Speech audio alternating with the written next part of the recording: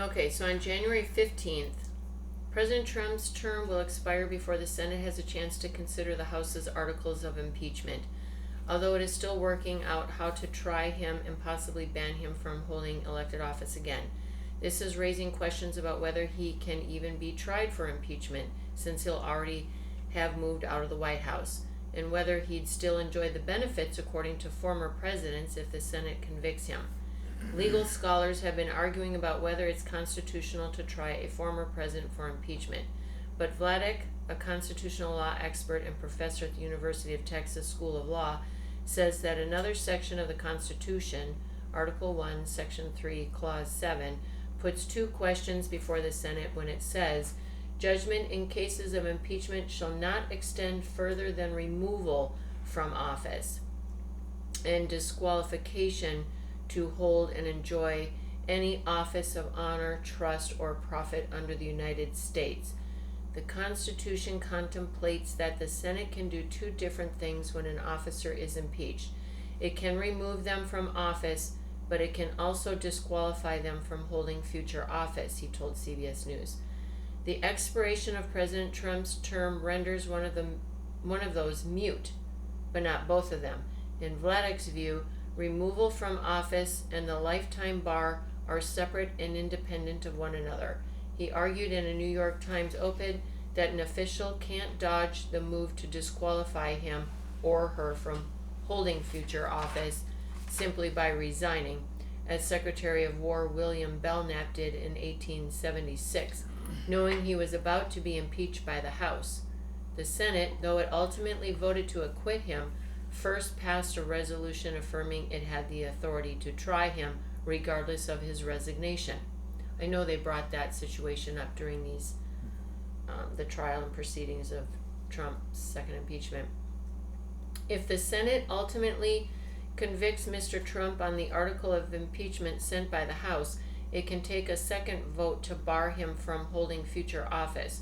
While the first vote would require 2/3 of senators, 67, to convict and remove him, the second vote to bar him from the public office would just require a simple majority because the Constitution does not demand a higher threshold. Will Trump receive his allowance, office space, staff, and travel funds if he's convicted? Even though the House has now voted to impeach Mr. Trump for a second time, he won't automatically lose the benefits enjoyed by former presidents. An impeached president who is not convicted by the Senate doesn't lose any benefits, said American University presidential historian Alan Lichtman. The Former President's Act, passed in 1958, entitles every living former president to these benefits: a lifetime federal pension equal to the pay received by the head of an executive department. In 2020, that amount was $219,200.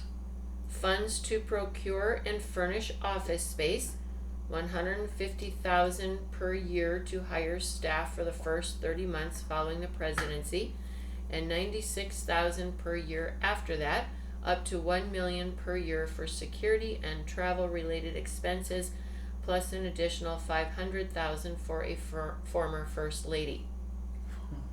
He really got the cash in. Yeah. What happens if a president is convicted after leaving office? There is now no scenario where Trump's service is going to be terminated by the Senate, Vladek said.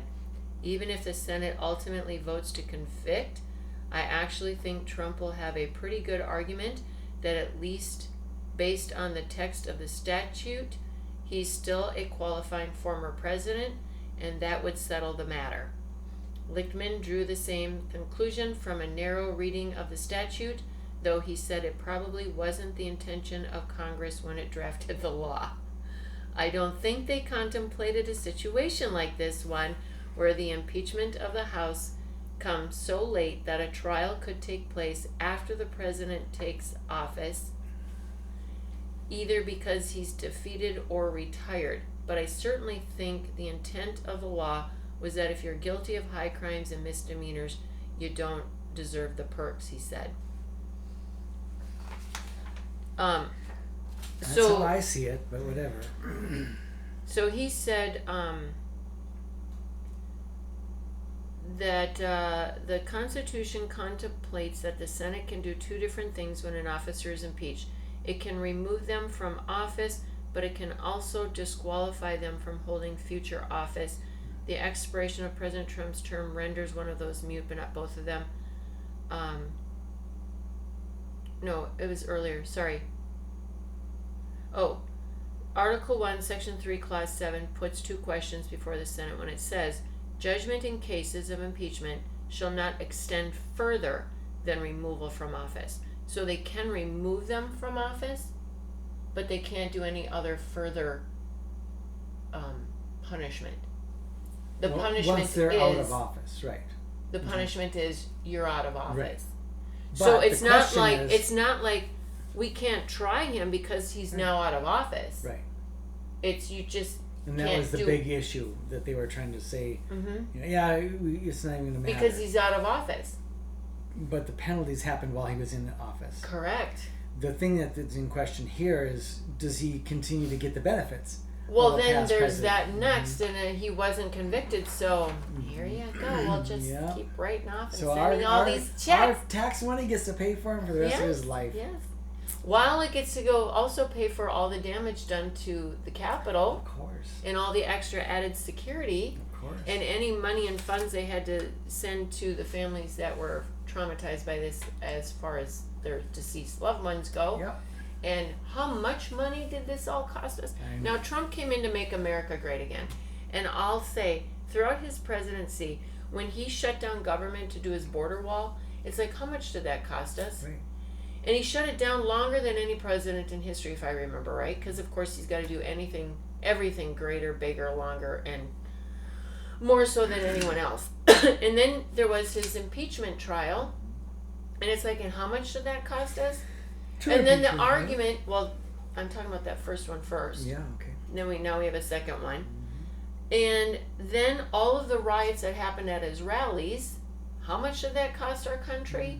Now the Capitol breach and all this revote or recount, keep paying these workers to recount. How much did that cost?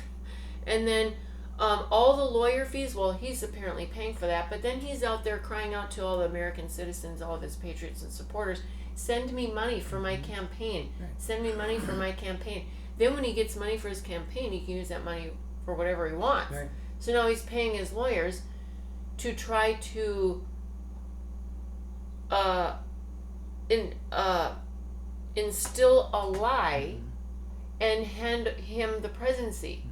How much did all this cost us? I know. This has cost us a fortune. Yep. Now, he, in the beginning, he's like, I'm a businessman. I know money. I know how to make people rich. It's like, by all your schemes and scams, you certainly got rich out of all this. You left us desolate and destroyed. And then the whole COVID mishandling he did, how much did that cost us? Not just in money, but lives. Right. I mean, it's like really we're taking it all the way up to the top, to the nth degree, to needless, unnecessary deaths because of your ignorance, your lackadaisiness, your I just want to do what I can to make more money, while you're costing us a fortune in every aspect of life. Right. And this is now the money man. Right. This is now the money man who now walks away with this fabulous pension and $500,000 to the former first lady.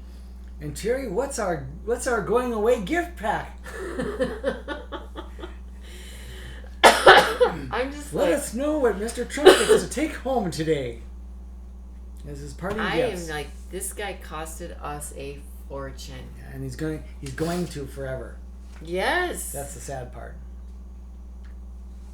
So on January 19th. Now, I think what they should do is they should do this kind of thing here for an 8-year president. Then a 4-year president gets half of this. You know? I would not be in agreement with that. I don't know. No. This is lifetime, no matter how much you serve. No, if the president has not done his job, he should not be getting this.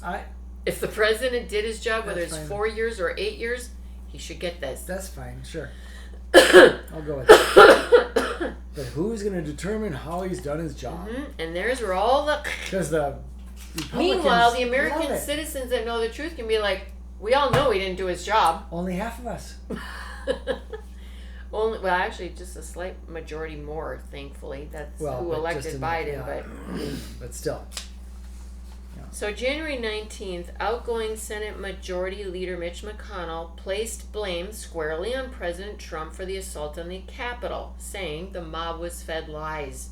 They were provoked by the president and other powerful people, and they tried to use fear and violence to stop a specific proceedings of the first branch of the federal government, which they did not like.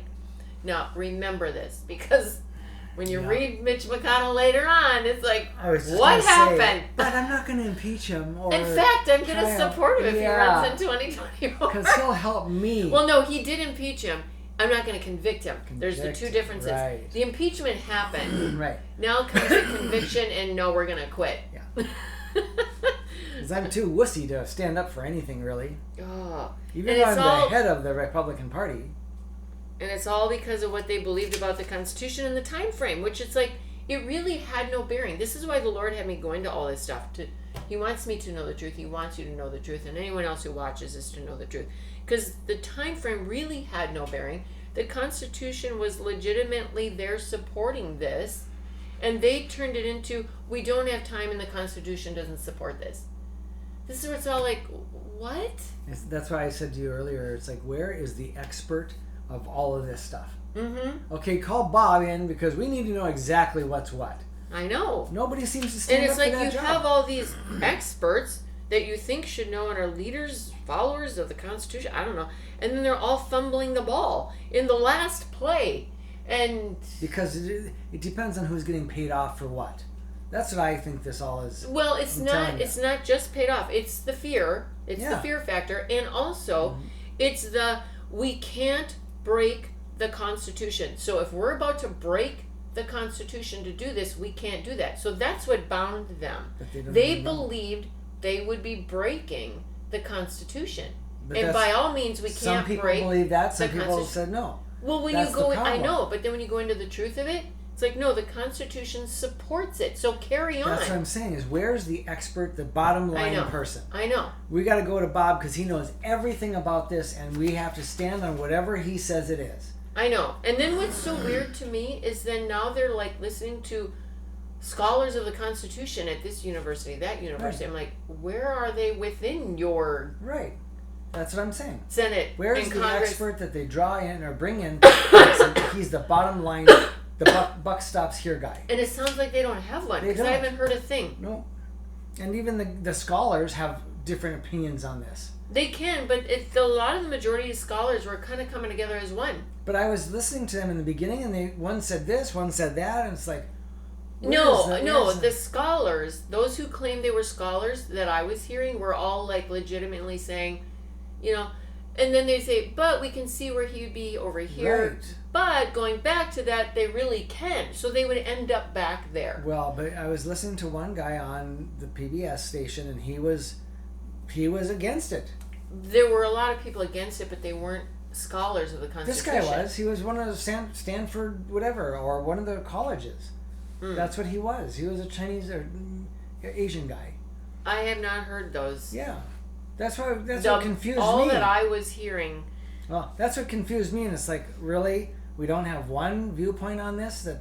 What does the Constitution say? It's the same concept with the Bible and Christians. Right. Well, that's a whole nother story. And actually, if you take the book, the Constitution, and the Bible, and you set them there, you have riffraff around all of it. I mean, not riffraff, like dust.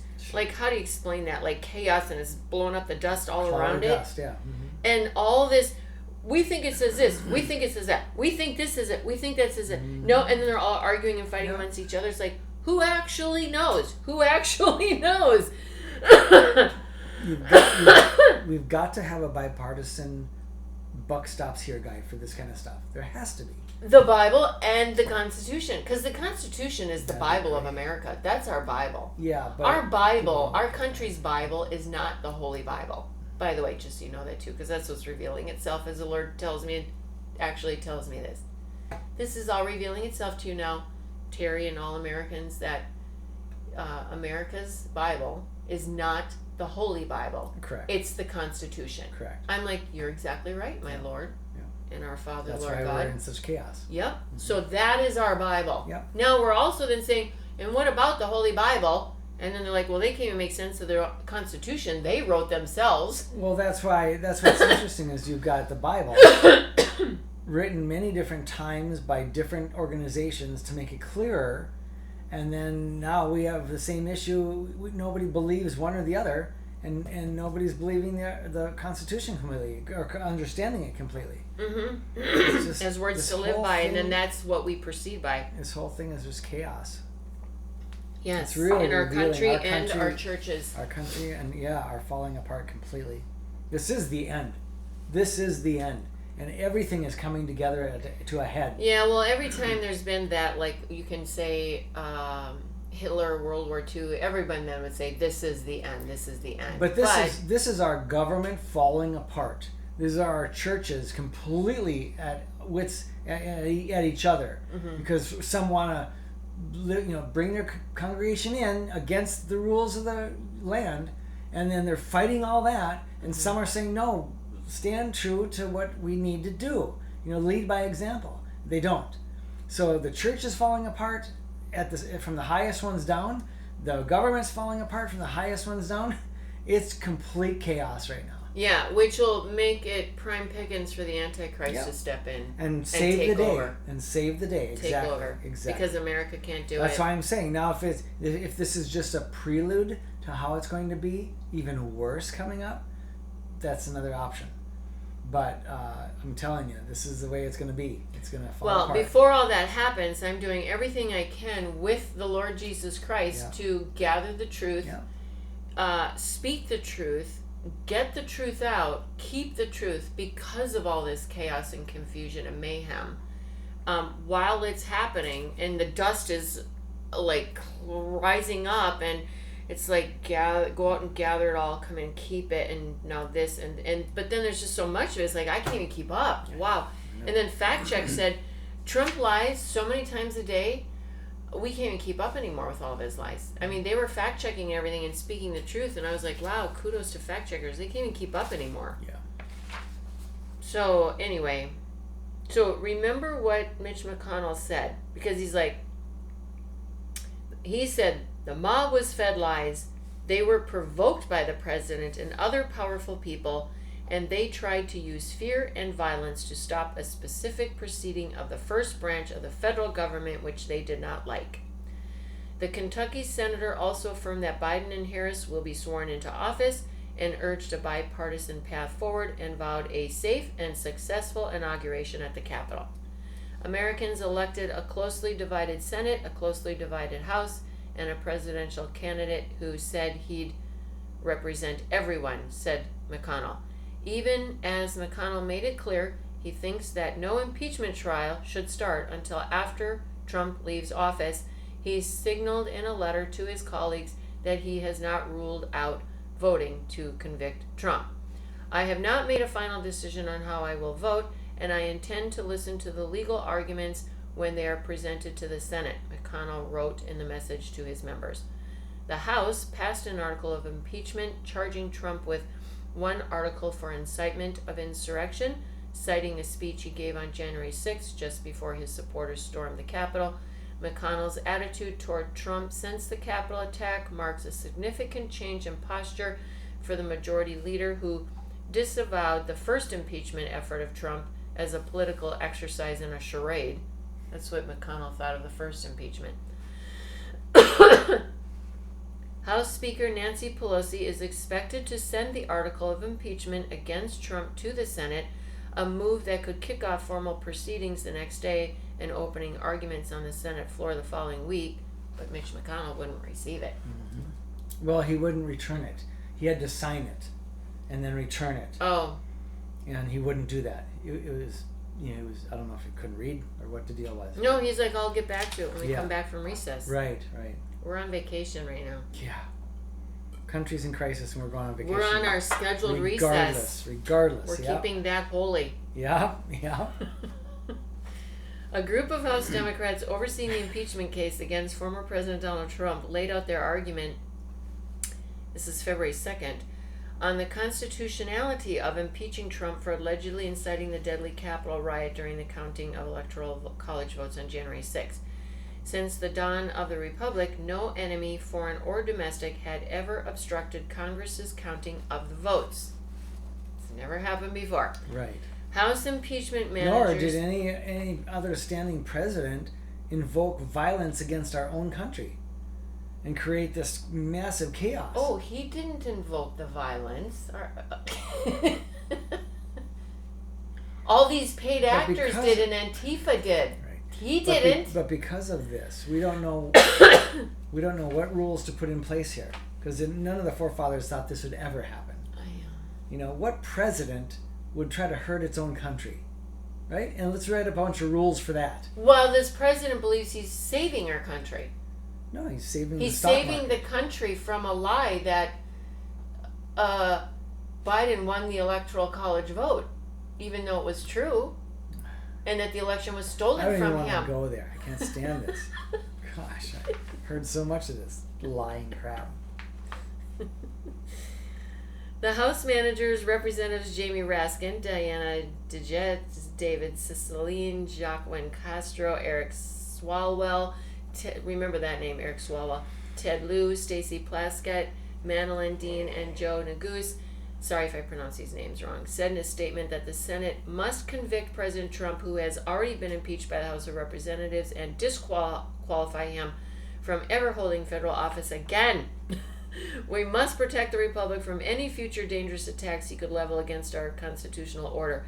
The memo argues that the U.S. Constitution does not restrict impeachment to people currently in office and interprets the text as giving Congress broad powers to pursue impeachment per Article 1. By its plain and categorical language, the Constitution vests the Senate with full jurisdiction to hear any valid impeachment case brought by the House for high crimes and misdemeanors, and it makes perfectly clear that the Senate is empowered to try all impeachments, which at bare minimum must include jurisdiction where the House impeached an official while he was still in office. I gotta make sure I highlight this stuff here. Sorry. Make sure I bold there. Oops, I'm not crossing out. Bold. Okay, in a brief filed Tuesday, Trump's legal team denied that the former president this is the problem. In a brief filed Tuesday, Trump's legal team denied that the former president engaged in insurrection or rebellion against the U.S., according to a copy of the brief. Were they not watching? Bloomberg reports that Trump's lawyers are expected to argue that Trump's rhetoric was constitutionally protected speech. They will also say that House Democrats... So now hate speech is becoming protected. No, fight speech. Because they then gathered up every time a Democrat went out there and said... Because it was love. We need to fight for our country. We need to fight against this stuff. We need to fight. So then they gathered all that up and said, this is protected under our Constitution. This speech is protected. So they will also say that House Democrats did not properly execute the impeachment, which did not include any committee hearings or fact-finding efforts. So that's what they're going to destroy. According to Bloomberg, Trump's legal team plans to cite the U.S. Supreme Court case Brandenburg versus Ohio, which delved into the question of whether a Ku Klux Klan leader who was convicted under Ohio law for giving a speech that advocated for violence was protected by the First Amendment. In a landmark decision on free speech, the court ruled that such rhetoric is generally protected under the law unless it directly urges people to take an unlawful action. But don't you negate the protection of the government when you're in a group that already promotes violence against half of your nation? So Ku Klux Klan wants to kill black people. Isn't that wrong to protect this guy who's part of the Ku Klux Klan who wants to kill people? But we're going to protect his speech? I don't, and then How they'll argue stupid this. is that? Well, they'll argue this. The KKK wasn't looking to kill black people. The KKK was looking to not let black people own land and not let black people own businesses or become farmers. And so if they will just stay in their place everything will be what I'm dealing with right now, a symbiotic relationship. So all will so be the well. hanging from the trees and the beatings. Well, these and are the ones burnings. that spoke out. So if you don't speak out, this is what I'm dealing with right now on another issue. See. If But the- that's okay because that's still protected under our governmental stuff. That's what they're trying to do here. No, and then they would have to now try to go find out, well, who were these KKK that did that? Well, they're all covered in sheets. Right. So we don't know. It could be any That's what of I'm talking them. about. This is getting so pathetic and so miss Construed, yeah, and twisted, yeah, manipulated by the devil as God. which are called lawyers. Right now. Yeah, well, I'm dealing with a whole slew of This them is on crazy. Facebook that are not lawyers. The Democrats' memo addresses the First Amendment argument, stating that not only does the amendment not apply to an impeachment proceeding, but it also doesn't shield public officials who occupy sensitive policymaking positions from adverse actions when their speech undermines important government interests. The memo said, citing Branty versus Finkel and Elrod versus Burns, 2 Supreme Court cases that involve First Amendment protections for government workers. The impeachment manager's memo cites Trump's repeated false assertions leading up to January 6th. That's the thing. He kept speaking a lie and working to affirm the lie and enrage everyone with the lie and stop that certification because the election's been stolen from me and all this is rampaging on a lie.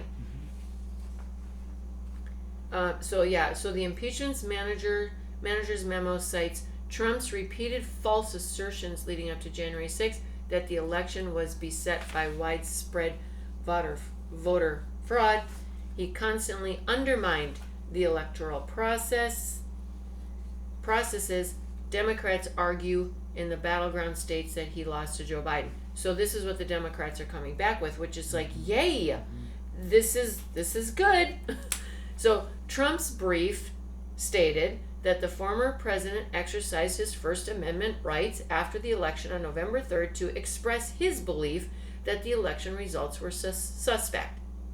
Trump's remarks before the riot, his lawyers say, had nothing to do with the Capitol attack.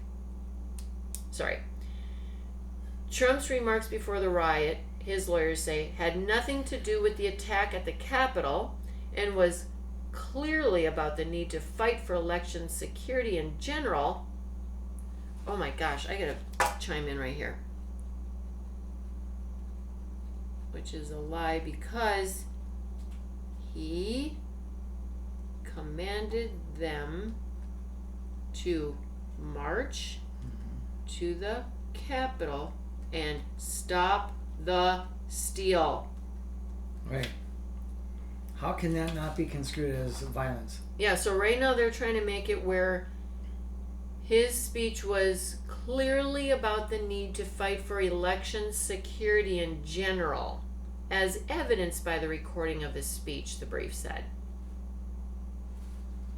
The House memo dispatch, this is why it's so important to know the truth. This is why the Lord's like, gather all this right now. Because they're only taking part of it. Yeah, maybe he said a part about we need to better secure elections, even though they kept saying all along in the head of the security elections, like, this is the most secure election we've ever had, and Trump's like, you're fired. We've done everything we could to make this the most secure election we've ever had. You're fired. The House memo dispatches that protected speech argument neatly. The House memo dispatches that protected speech argument neatly.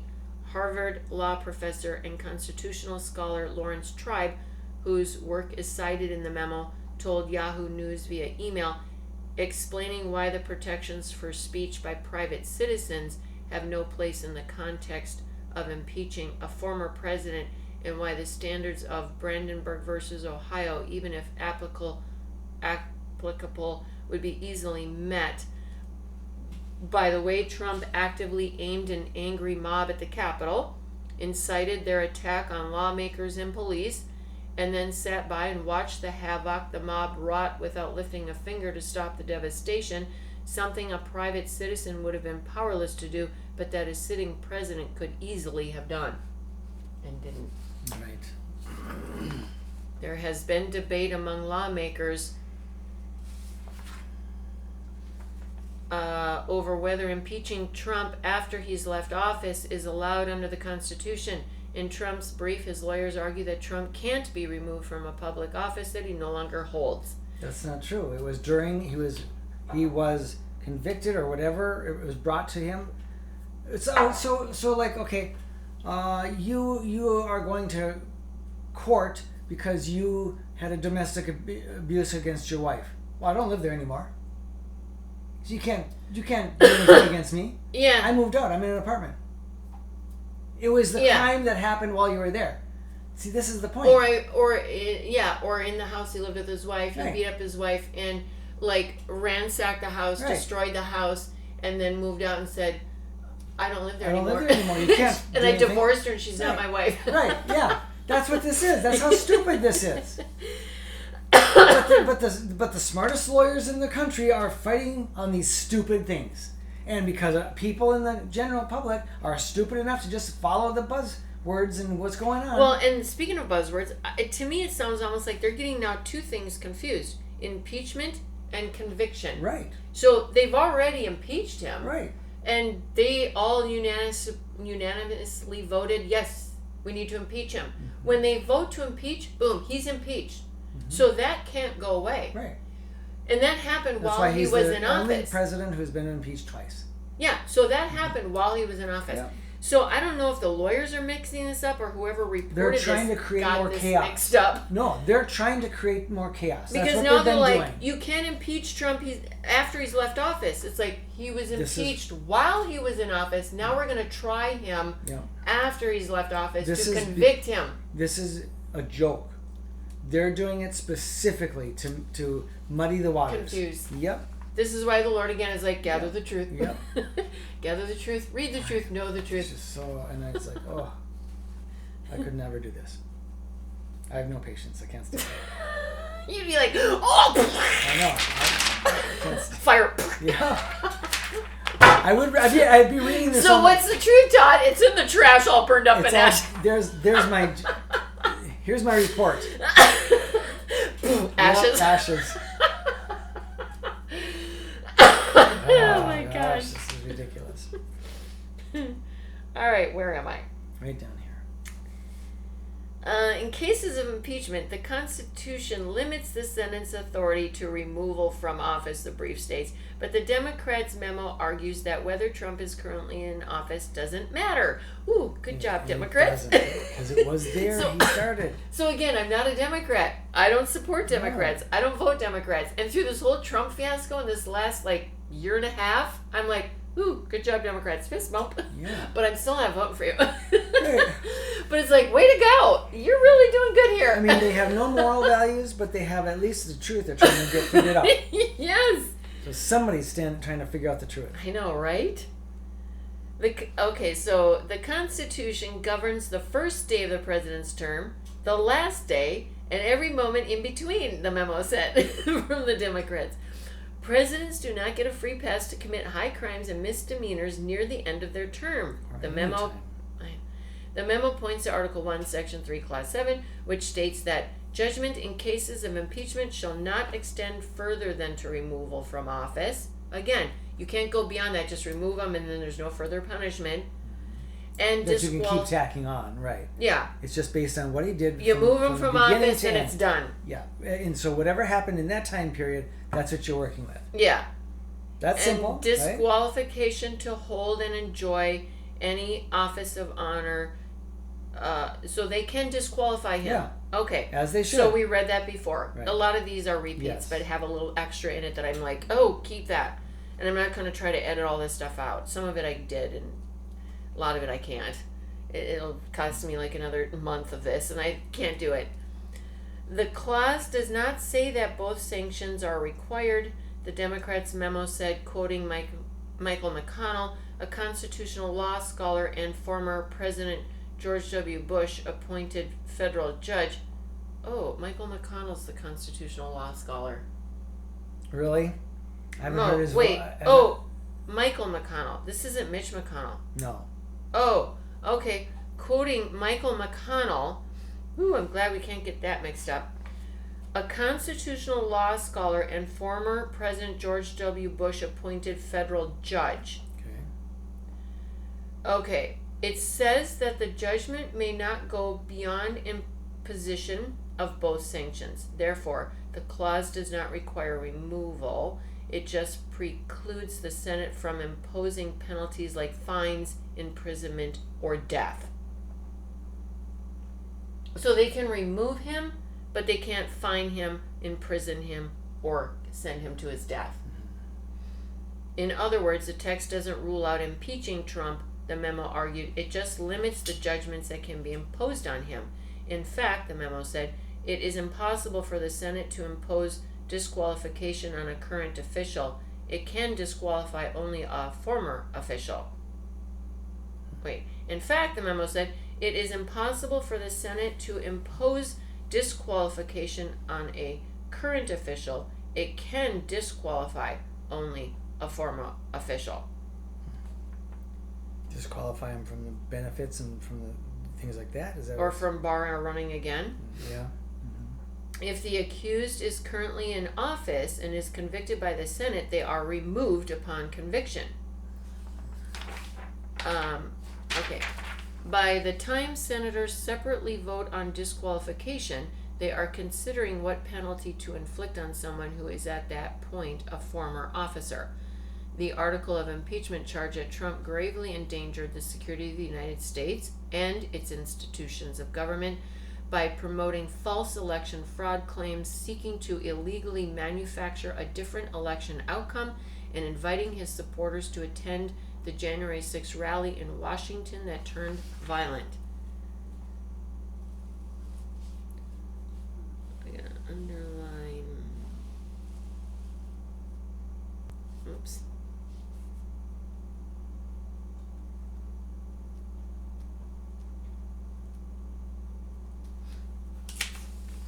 He threatened the integrity of the democratic system, interfered with the peaceful transition of power, and imperiled a co-equal branch of government, the impeachment article stated. That's what all that impeachment article stated. He thereby betrayed his trust as president to the manifest injury of the people of the United States. Note: about a month before the 2016 election between president candidates Donald Trump and Hillary Clinton, quote, okay, so we're going back 4 years now? Yep. Okay. The Republican presidential nominee claim, okay, the Republican presidential nominees claim, this is Trump claim, that the election is being rigged against him represents the most outlandish moment yet in a campaign devoted to dismantling political norms. Okay, so this all started 4 years ago of his election being rigged thing and fraud and all this stuff about the election. Trump might not be the first candidate to feel nefarious forces are moving to keep him from the White House. Presidential elections have occasionally been disputed after votes are counted and have often been marred by accusations of dark instruments of fraud, such as the dead casting votes. But Trump's claim 3 weeks before Election Day, back then, as many voters are already going to the polls, that the race is being deliberately stacked against him by a fearful political establishment flies in the face of historical precedent, and should he lose, it threatens the legitimacy of those left to govern after the most anarchic election in modern history. Remembering we are competing in a rigged election, Trump said at a Wisconsin rally. So he was just repeating what he said back he's then. Been drumming up Yes. hatred and chaos and animosity since the beginning. Yes. Mm-hmm. This is why back then with Rubio and Ted Cruz, they're back then saying, we don't have all this chaos and violence at our rallies. Right. But then all of a sudden, Cruz and Rubio 4 years later are like, "Oh, Trump's the best. We support him. He's the best guy." We love this excitement. We love this thing. And can I have that $100,000 again? Yeah. So this is Trump. They even want to try and rig the election at the polling booths, where so many cities are corrupt and voter fraud is all too common. His accusations alone, experts say, could inflict long-standing damage on the U.S. political system itself by eroding trust in the probity, which means strong moral principles, honest and decency, of the electoral process. Donald Trump's campaign falters. His warnings that the presidential contest will be rigged have become a focus of his pitch to voters. Okay, so this was his focus back then. Historians say Trump's sustained effort to call the process into question has no close parallel in past elections, and some are increasingly worried that his claims, for which he's offered no real evidence 4 years back, could leave many of his supporters unwilling to accept the election results, potentially triggering violence and dangerously undermining faith in American democracy. Wow, that sounds familiar. And this was written 4 years ago. Day after day at rallies and interviews and on Twitter, Trump and several top backers have hammered the message that a victory for Hillary Clinton would be illegitimate. Trump has just like he's doing with Biden.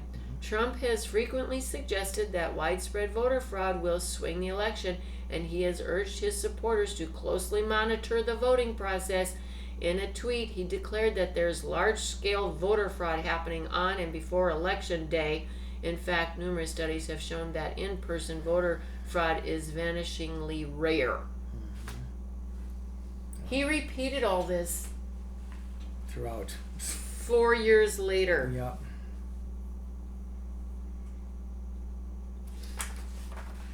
Okay, back to current. Lead impeachment manager Representative Jamie Raskin, Democrat Maryland, argued that Trump must be convicted and banned from holding office again to preserve U.S. democratic traditions.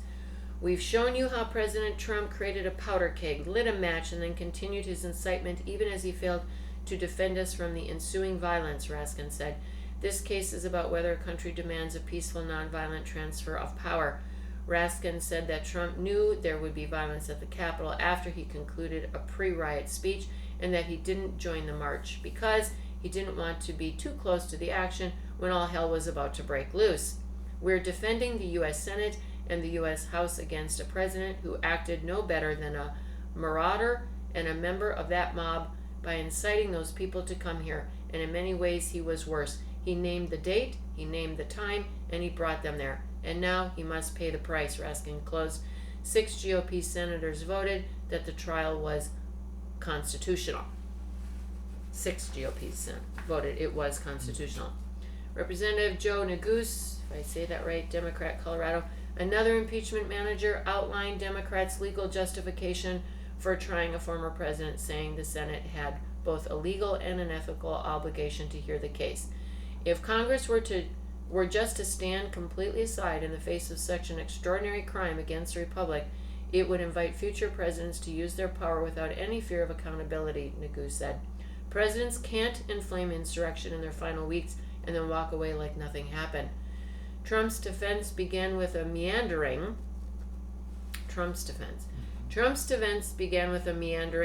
nearly hour-long speech from attorney Bruce Castor, which failed to address the crux of the House manager's arguments, particularly those related to the constitutionality of the trial.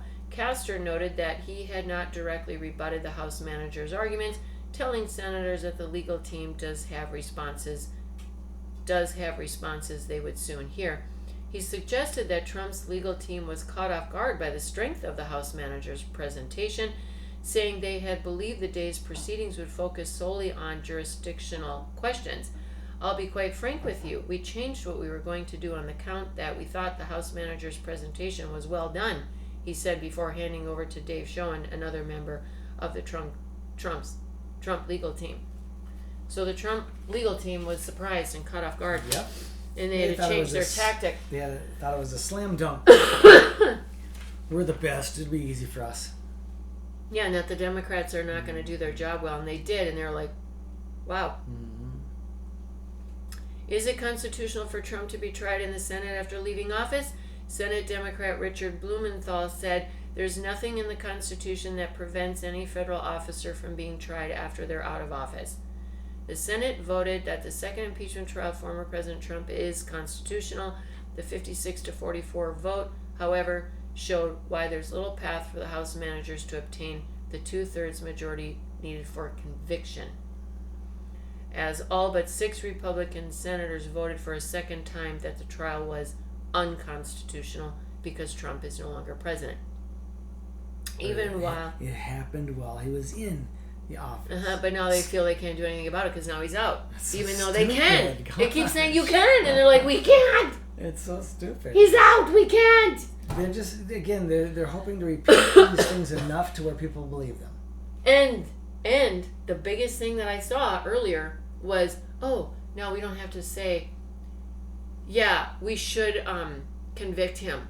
Now we don't. Our name and face doesn't go on the record that says we need to convict him. So now we're saved. So in essence, if we keep meandering all this stuff and stalling it out and saying, no, we believe this is unconstitutional, and we're going to have the constitutional as our shield, barrier, and protection and strength, misread. Yeah. it protects them. Yes. Because now they don't have to vote on whether or not he should be convicted. Mm-hmm. So now if they vote convict him, they're going to be hated and rejected by Trump. And if they vote acquit him, the people are going to come after them. If there is no trial, we're saved. Yeah. Yeah.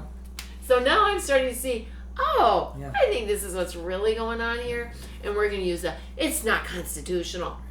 Even though it keeps saying, it's constitutional. Yeah. Okay, so all but 6 Republican senators voted for a second time that the trial was unconstitutional because Trump is no longer president, even while Republican senators praised the House manager's presentation and panned the one made by Trump's lawyers. So, okay, if you got that. This word panned is weird. So the Republican senators praised the House manager's presentation, and then they panned. They kind of like, because they said earlier, Trump's lawyers were kind of like meandering. They, other reports, and if I got them, I don't know, they said they were kind of like scattered. They were not really sharp. They didn't really have it all right there. The Democrat House managers were all like right there. Boom, boom, boom, boom, boom. And then Trump's team got up and they were kind of like meandering for a long time. So Senator Bill Cassidy, Republican LA, told CNN after the manager's presentation that it was a very good opening and they had made strong arguments. Anyone who listened to those arguments would recognize that the House managers were focused, relied upon, and trusted upon the opinion of legal scholars. Anyone who listened to President Trump's legal team saw that they were unfocused. They attempted to avoid the issue, and they talked about everything but the issue at hand.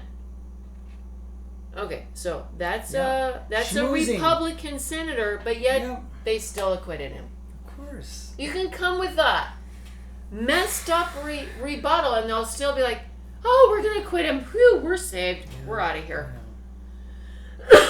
Bunch of wussies. It was reported that Donald Trump's entire legal team quit just weeks before his impeachment trial.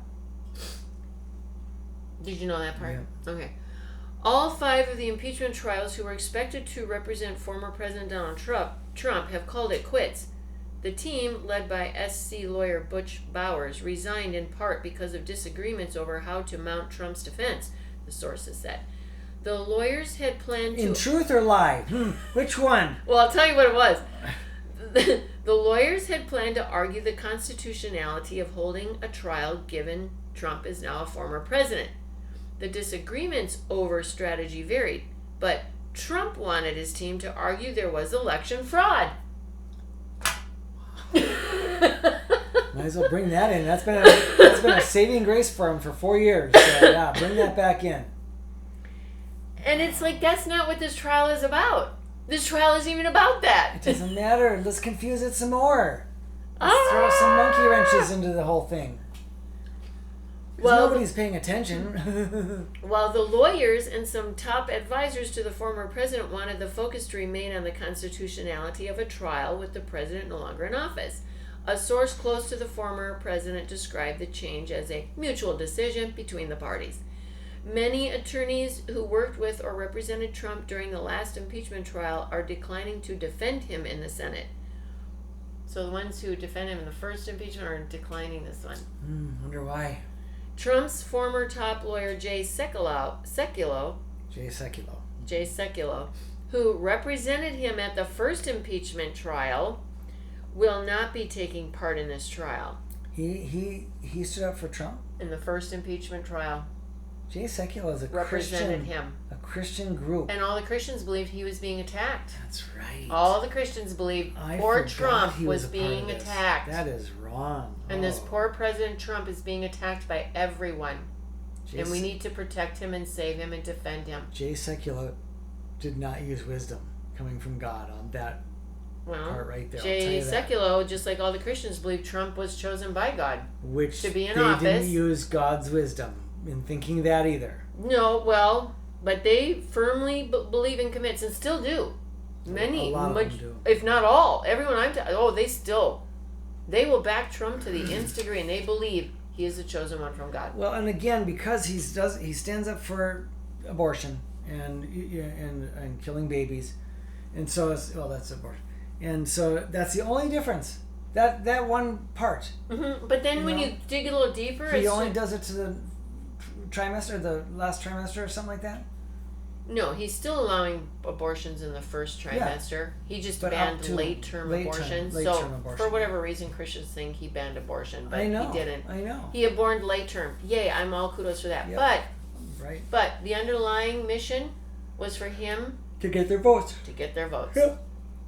So I've read many that say Trump doesn't care about abortions. No. In fact, I know, as he confessed, he paid his mistress to have an abortion. He'll do whatever it takes to get a vote. Yep. Exactly. He's sold That's to the what's revealing bidder. itself. Yep. And I'm like, whoa, Christians, time out. This is what's going on. And they're like, dismiss Terry. No. Argue with Terry. Right. Terry, no. You're a Democrat. Yeah. No, I'm not a Democrat. Yes, you are. You're a Jew hater. All that. Yeah. I'm like, no, I'm not. So Rudy Giuliani, Trump's personal lawyer, also said he will not be representing the former president after appearing at the same rally that preceded the siege on the Capitol on January 6th. Because Rudy Giuliani's got his own problems. Yeah, he was a part of it. He was. And Trump attorney Rudy Giuliani's statement during the same rally calling for a trial by combat. That's what Giuliani said at the rally. That doesn't invoke any violence, no. Trial by combat to resolve fraud disputes was particularly egregious and could make him especially vulnerable to charges, said Frederick Lawrence, author of Punishing Hate and ex-dean of the George Washington University School of Law.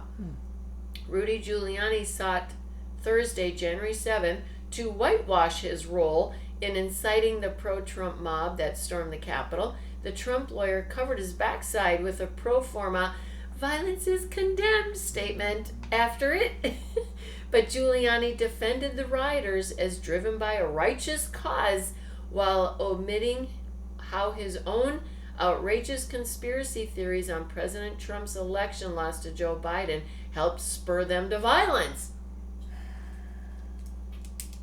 Think we should stop here? Just finish the page.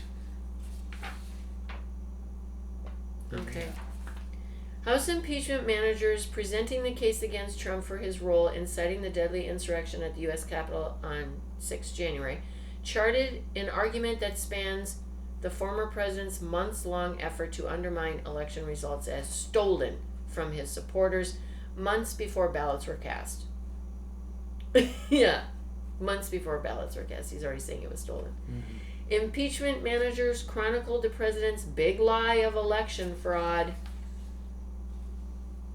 that fueled his supporters' assault on the Capitol building, impeachment managers outlined the president's campaign of lies, spurious legal challenges, and attempts to pressure election officials and members of Congress that made his followers believe their voice had been stripped away in the election. And this particular president is basically like telling Pence, go against our Constitution. Just don't save my butt. Just go against the Constitution. Yeah. And you're going to be taken down for it, but you're going to save me. So it's worth it. Yes. Mm-hmm. Democrats have connected the president's own history of election fraud claims to his supporters' attempts to disrupt counting ballots across the U.S. and during a joint session of Congress on 6 January to formally certify the results. They also referenced Stop the Steal rallies and protests as ballots were counted. That was happening, while ballots were being counted, as well as charging documents among people arrested for their participation in the riot who explicitly said they did it because the president told them to after buying into the big lie of a stolen election. Right there. Highlight, and bold. And I watched video recordings of Trump patriots. Why did you storm the White House or the Capitol? Our president told us to stop the election from being stolen. But why is that evidence not being brought in? It did. This is what they did. This is what the Democrats have brought in. Well, yes, but and they brought all that in. Yeah, okay. Yeah. That's why they're like, okay, the Democrats, the House managers, the impeachment lawyers, they made a compelling evidence. They made compelling arguments and evidence. Right. So now the whole Trump legal team is Scrambling. okay, and now they go in and meander for an hour, and then the senators are like, we acquit him. Okay, good, we're all good to go. Dodge that bullet. Gosh. Congressman Castro presented a series of Twitter posts and filmed remarks by the president, including a comment from May 2020 that the election, still months away, was rigged, a June statement that it would be the scandal of our times, calling it inaccurate and fraudulent and the greatest election disaster in history. This is all quoted by what Trump had tweeted. Not a single ballot had yet been cast. This is what Trump was starting in May. Why was May 2020. Was Trump already talking to China or? Oh, not China. Or Russia, Iran. to undermine and ruin the thing? Was he already getting that plan going? Oh, I slipped that. I've been getting all this work done behind the scenes. Jeez, where does this come from? Other than a depraved mind. The U.S. Senate heard clips. The U.S. Senate heard clips of the president being asked in September, so again before November's election, whether he would commit to a peaceful transfer of power. Get rid of the ballots. There won't be a transfer. Frankly, there will be a continuation, Trump said. Of course. Just get rid of the ballots. Get rid of our democracy. Get rid of who the people voted for, and there won't be a transition. Just keep me in. We'll have nothing but peace. And dargon it, or whatever, we should make presidents 8 years. Just make it 8 years mandatory. Well, I think actually he was going to push for another 4-term election so our presidents could have 12. Oh, nice. I remember hearing that. Wow, that would have been great. Yeah, so his solution was get rid of the ballots. There won't be a transfer. Frankly, there will be a continuation. That's how we'll end up with a peaceful transition. Get rid of our democracy. Get rid of the people's votes. Don't count them, and we'll have a peaceful continuation. Yeah, that sounds good. The remarks clearly come from a man who refuses to accept the possibility or reality of losing an election, Castro said. The most combustible thing you can do in a democracy is convince people that an election doesn't count, he said, especially if what you're saying are lies. Yeah, bold and highlight all this. So. This is fraud. Oh, quote, "This is fraud," Trump told a crowd. "Frankly, we did win this election." Mr. Castro called his behavior a blatant act of political intimidation. This guy's relentless. I've been saying that. And the people who are like him, who call themselves Christians, are dominant and relentless as God. Yeah, it's really becoming crazy out here. All right, thank you.